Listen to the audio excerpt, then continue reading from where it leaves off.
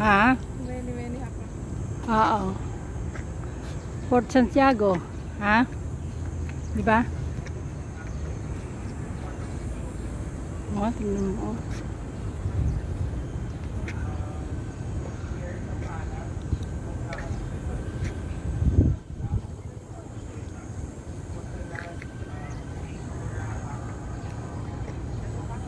Hintayin natin maalis yung mga.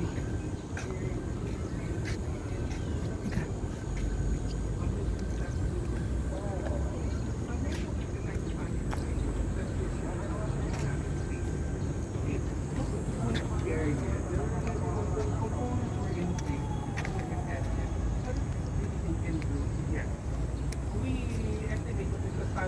Maybe like 20, 30 years later, this will be more of an established Islamic state. And it's not, shouldn't come as any surprise that would come to be, because her closest neighbors are all Muslims. I mean, Indonesia, Malaysia, Brunei, they're all Muslims.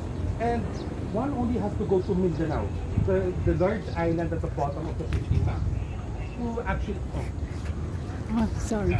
One only has to go to to Mindanao, downstairs, because Mindanao is a predominantly Muslim-based island. There are